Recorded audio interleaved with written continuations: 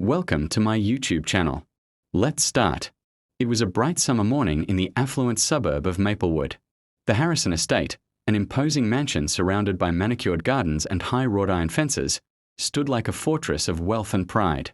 Jonathan Harrison, a successful businessman in his early 40s, had built his empire from scratch. His wife, Victoria Harrison, was a socialite, often hosting extravagant parties, while their teenage daughter, Emily, spent her days absorbed in her studies and social media. Despite their affluent lifestyle, there was one challenge the Harrisons couldn't escape: maintaining the large estate. This led them to hire a housemaid, hoping to ease the daily burden of chores. Enter Clara Morgan, a young woman in her late 20s, with a charming smile and an air of quiet confidence. Her background was humble, but her eyes held a spark of ambition. Clara had applied for the job a few weeks ago, emphasizing her efficiency and trustworthiness. She had a polished resume that seemed impeccable, with references that checked out. Her presence seemed to bring a breath of freshness into the house. From day one, Clara was meticulous. The house gleamed under her touch, the kitchens were spotless, and the linens always pressed. Victoria was impressed, often complimenting Clara's work during small gatherings, while Jonathan barely noticed, lost in his world of business deals and late meetings. But beneath Clara's impeccable exterior, there was something else, a carefully hidden motive. Chapter 2. The First Signs. The first few weeks went smoothly. Clara adapted seamlessly, earning the family's trust. Her interactions were professional, polite, and unobtrusive. However, Clara's real intentions were slowly setting into motion. It began subtly, a misplaced document here, an overheard conversation there. Clara seemed to have an uncanny knack for appearing in the right place at the right time, always with an innocent smile and a seemingly harmless question. Jonathan Harrison, though largely detached from domestic matters, began to notice some unusual occurrences. A misplaced business contract, missing small amounts of cash from his personal drawer, and occasional inexplicable power outages. He initially dismissed them as coincidences, perhaps lapses in his hectic schedule. Victoria, ever absorbed in social functions, remained oblivious, content in her illusion of a well-managed household. Emily, a bright teenager navigating the challenges of high school, found Clara's presence comforting, at least for a while. Chapter 3. The Secret Meeting. One evening, under the cover of darkness, Clara made her way to the estate's rarely used servant entrance. She glanced around to ensure no one was watching before pulling out her phone. A few rings later, a hushed voice answered, "Clara, any updates?" Clara's lips curved into a sly smile. "Everything is in place. The Harrisons trust me completely now. I have a..." The deception deepens. Chapter 4. A Web of Lies. Over the next few weeks, Clara's manipulation became more sophisticated. She carefully observed the Harrison family's routines, noting when Jonathan left for work, when Victoria hosted guests, and when Emily was most vulnerable. Her primary focus was Jonathan's private study, a room rarely used by anyone except him.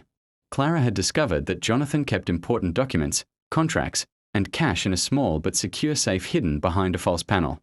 Each day, Clara built trust incrementally. She complimented Victoria on her fashion choices, offered to help Emily with her school assignments, and pretended to be a gentle, harmless presence in the background. But after the house fell quiet every night, Clara would carefully make her way to Jonathan's study. Using a stolen key copied without anyone's knowledge, she slipped inside, expertly disabling the electronic lock system one evening and manually opening the safe. Inside, she found what she needed: confidential business contracts, sensitive financial documents, and stacks of cash.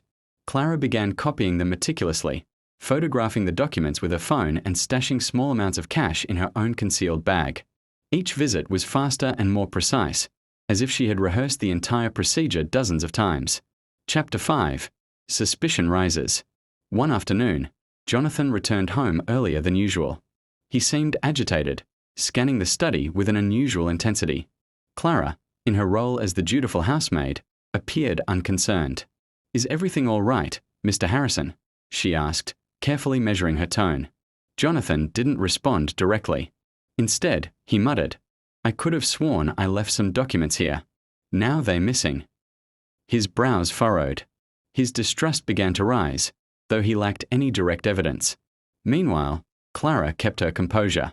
"Perhaps they're misplaced, sir. I'll help you search," she offered, her voice gentle and sincere. Jonathan allowed her to proceed, even though an inner voice told him something was off. Chapter 6. The Unseen Alliance. Unknown to the Harrison family, Clara had an accomplice, her brother, Marcus Morgan.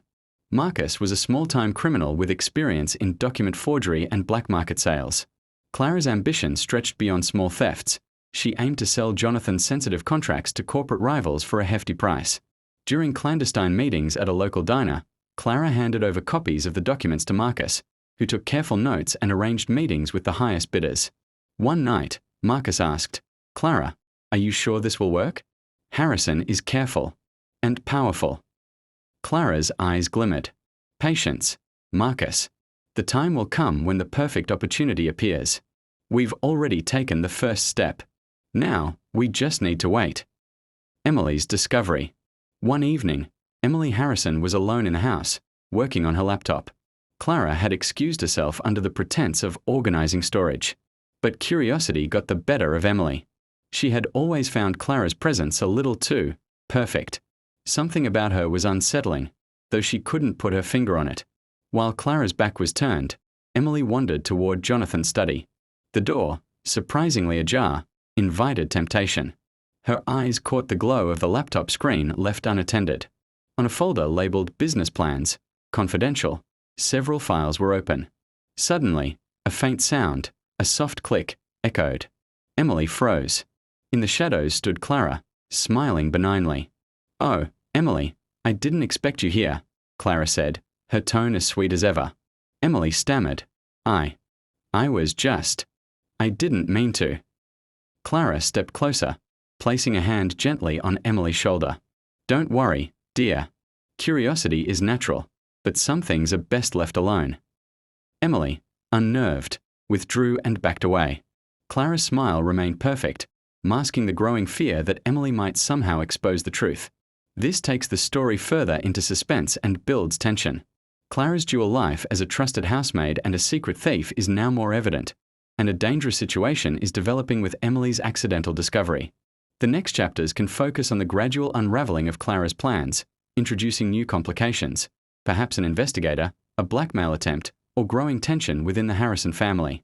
Would you like me to continue directly toward a dramatic climax, or should I introduce another subplot, like a romance, police investigation, or betrayal twist next? The tension builds. Chapter 8. Growing Paranoia.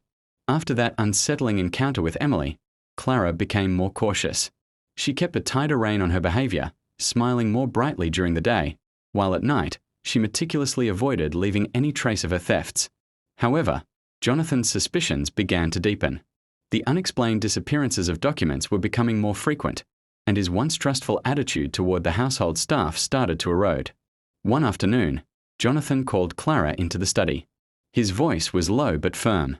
"Clara, I need you to be completely honest with me," he said, staring directly into her eyes. "Have you seen or handled any of my business documents without my knowledge?" Clara's heart raced, but her expression remained calm. "Mr. Harrison, I would never do such a thing. My duty is to maintain the house, nothing more." Jonathan sighed, but his eyes remained suspicious. "Very well. Just know that I'll be keeping a closer eye from now on." Clara nodded, a small smirk playing in the back of her mind. She knew her game was working. Paranoia was taking hold of Jonathan, blinding him from seeing the truth. The tension builds. Chapter 8. Growing Paranoia. After that unsettling encounter with Emily, Clara became more cautious. She kept a tighter rein on her behavior, smiling more brightly during the day, while at night, she meticulously avoided leaving any trace of her thefts. However, Jonathan's suspicions began to deepen. The unexplained disappearances of documents were becoming more frequent, and his once trustful attitude toward the household staff started to erode. One afternoon, Jonathan called Clara into the study. His voice was low but firm. "Clara, I need you to be completely honest with me," he said, staring directly into her eyes. "Have you seen or handled any of my business documents without my knowledge?" Clara's heart raced, but her expression remained calm.